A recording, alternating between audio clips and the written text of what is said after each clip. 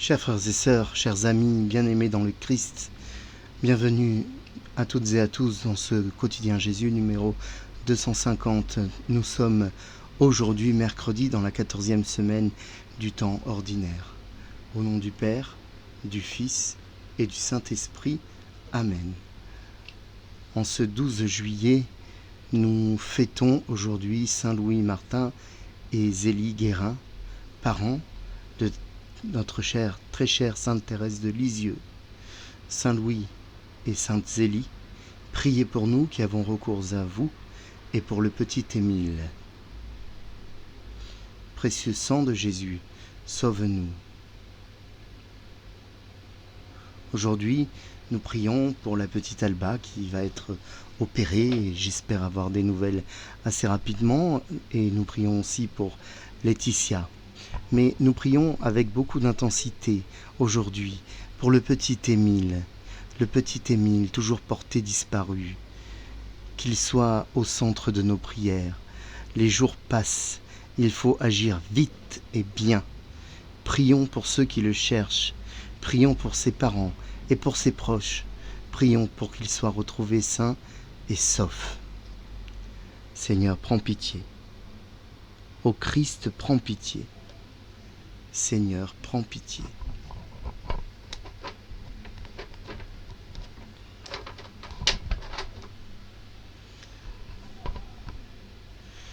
Aujourd'hui, mon éditorial est consacré à ce petit Émile, parce que sa disparition émeut la France entière, tout entière.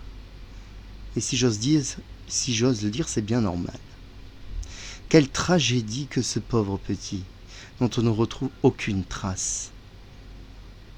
Je pense aux parents, évidemment, aux grands-parents, je pense à ses proches, à cette ville.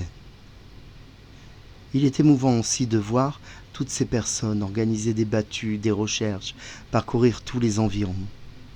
Ils ne comptent ni leurs heures, ni leurs sueurs, ni leurs armes, et ni leurs larmes. Que Dieu les bénisse et leur donne force et courage dans le drame. Le malheur et l'angoisse, la solidarité humaine s'organise.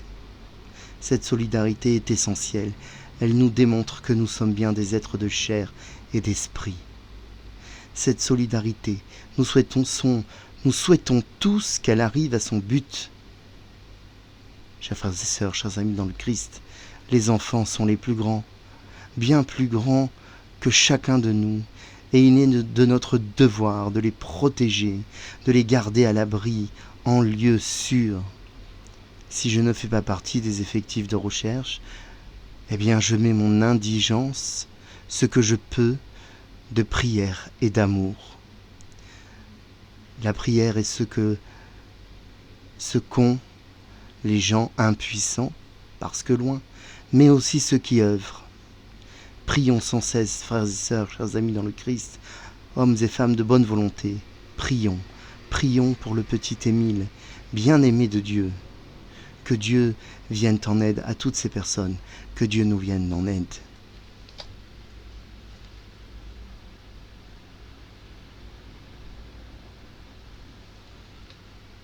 Nous lisons aujourd'hui dans l'évangile de notre Seigneur Jésus-Christ selon saint Matthieu au chapitre 10. En ce temps-là, Jésus appela ses 12 disciples et leur donna le pouvoir d'expulser les esprits impurs et de guérir toute maladie et toute infirmité. Voici les noms des 12 apôtres. Le premier, Simon, nommé Pierre, André, son frère, Jacques, fils de Zébédée, et Jean, son frère, Philippe et Barthélemy, Thomas et Matthieu le publicain, Jacques, fils d'Alphée et Thaddée, Simon le Zélote et Judas l'Iscariote, celui-là même qui le livra. Ces 12, Jésus les envoya en mission avec les instructions suivantes. Ne prenez pas le chemin qui mène vers les nations païennes et n'entrez dans aucune ville des Samaritains. Allez plutôt vers les brebis perdues de la maison d'Israël.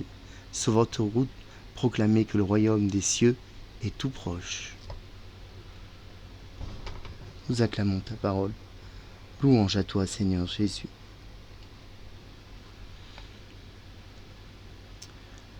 Dans la première lecture, nous continuons le livre de la Genèse et nous arrivons à l'histoire de Joseph, fils de Jacob. Après Abraham, après Isaac, voici que Jacob se fait vieux. Jacob, renommé Israël par l'ange du Seigneur, lors de la lutte qu'ils eurent et que Jacob emporta, donne naissance à 12 garçons. De ses femmes, les 2 sœurs de Laban, Léa et Rachel, Laban étant son oncle, ainsi que de leurs servantes. Ces 12 seront les 12 tribus d'Israël. Mais un drame se noue. Voici que Joseph, fils de Rachel, et frère du dernier-né Benjamin, Joseph trouve grâce aux yeux de Jacob, ce qui courrouce la jalousie de ses frères. Alors Joseph, bon et humble de cœur, est trahi par eux. Ne supportant pas la présence, ne supportant pas sa préséance, il décide, bien évidemment, comme si c'était naturel, de le tuer. Ruben, l'aîné, parvient à le gracier. À la place, Joseph est enfermé dans une citerne du désert, avant d'être vendu comme esclave à des Ismaélites de passage. Mais voilà que Joseph, au service de Pharaon, se démarque par sa capacité à lire dans les songes. C'est d'ailleurs ce qui lui a valu des problèmes dans sa famille, parce qu'il avait eu un songe. Bien vite, Joseph est élevé à un rang important par Pharaon, devenant le personnage le plus important d'Égypte après le roi. Il brille par sa sagesse, amassant le blé les jours d'abondance, blé qui permettra au peuple de survivre la sécheresse venue. Jacob, victime lui aussi de la sécheresse, envoie ses fils chercher du blé. Devant Joseph, qu'ils ne reconnaissent pas dans ses habits égyptiens, il demande grâce. Jacob, victime lui aussi de la sécheresse, envoie donc bien ses fils vers l'Égypte. Joseph les reconnaît et entend la complainte de Ruben, qui regrette ouvertement, sans savoir que son frère est là, ceux dont ils se sont rendus coupables. Mais Joseph va les défier, les renvoyant avec du blé en quantité suffisante. Il leur demande de ramener Benjamin, son petit frère, le plus jeune, et garde Siméon prisonnier. Nous aurons la chance, dans les jours qui viennent, de connaître la suite de cette histoire fascinante. Joseph est une figure de l'Ancien Testament qui annonce Jésus-Christ par son martyre, son élévation et sa miséricorde. Il est bon et fidèle à Dieu. Mais Jésus n'est pas le fils d'un patriarche. Jésus est le Fils de Dieu. Lorsque Jésus choisit ses apôtres, c'est-à-dire ses envoyés, il ne le fait certainement pas par besoin, car Dieu se suffit à lui-même et en lui-même. C'est sa volonté de mêler l'humain à l'histoire du salut et de faire que l'humanité soit co-rédemptrice et participe à ce salut. C'est du reste tout le sens de son incarnation. Non seulement il épouse le corps de l'homme, mais aussi sa condition et sa communauté, hormis le péché. Pour ce faire, Jésus devait choisir des hommes pour l'accompagner et pour transmettre en son nom la bonne nouvelle de l'évangile du royaume des cieux. Un débat s'est fait de façon légitime sur ce choix. Ce ne sont que des hommes. Comme les prêtres de l'Église catholique ne sont aussi, à la suite de cela, que des hommes. C'est une question intéressante et importante. De nombreuses choses ont été dites, par exemple que la femme ayant le pouvoir et la grâce de donner la vie, il était confié à l'homme celui du service du Seigneur. Je veux dire ici, avec humilité, que je n'ai pas la réponse, que je ne sais pas. Néanmoins, j'essaie de regarder les choses simplement. Et la Palestine du 1er siècle, comme le reste du monde, n'accorde que peu de crédit aux femmes. Jésus le sait. Et est-ce que des femmes auraient pu voyager librement de lieu en lieu en cette époque? Aurait-elle été écoutée, entendue? N'aurait-elle pas été rejetée, en danger? Mais qu'on entende, Jésus n'est pas misogyne. Pour preuve, l'omniprésence des femmes dans l'Évangile, à commencer par Marie, mère de Jésus, qui par son fiat rend possible l'incarnation et devient mère de Dieu. Mais aussi les sœurs Marthe et Marie-Madeleine, qui au jour de la résurrection voient la première le ressusciter, et allant annoncer la nouvelle, devient apôtre des apôtres. Certes, les 12 sont importants, mais non les seuls. Toute cette foule de disciples compte autant dans le cœur de Jésus. Seulement, il devait choisir ceux qui seraient capables, après sa mort, de bâtir son Église. Le choix de tous ces anonymes, y compris de celui qui va le livrer, est et demeure un mystère. Et tant mieux, car seul Dieu sonde les cœurs. Ce mystère de la foi est le même que le choix des papes, au fond. Nous ne les connaissons pas, les papes, et pourtant nous leur sommes fidèles comme vicaires du Christ. Évidemment, 12 est un nombre important et choisi, et renvoie aux 12 fils de Jacob qui deviennent les 12 tribus d'Israël. À ces apôtres, que Jésus ne laisse pas désarmer, le pouvoir de guérir les maladies et de libérer les possédés leur est donné.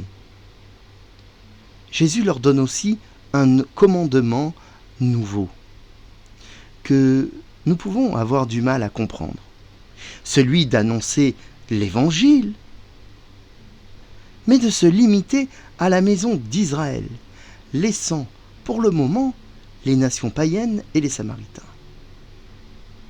Non que Jésus délaisse les païens, mais cela n'est pas encore le moment. Charité bien ordonnée commence par soi-même.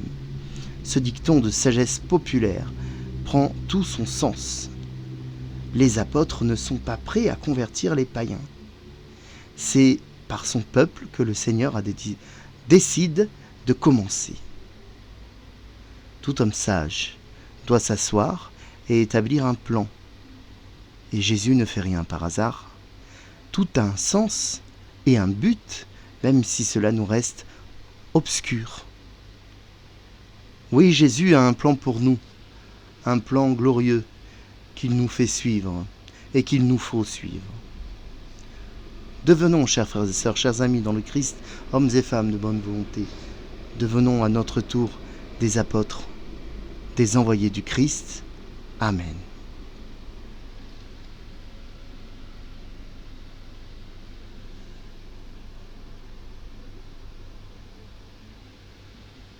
Prions.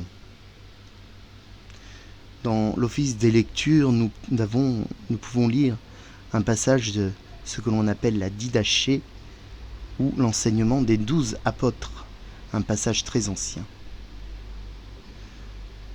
Je cite : « Lorsque vous vous réunissez le dimanche, jour du Seigneur, rompez le pain et rendez grâce, après avoir d'abord confessé vos péchés, afin que votre sacrifice soit pur.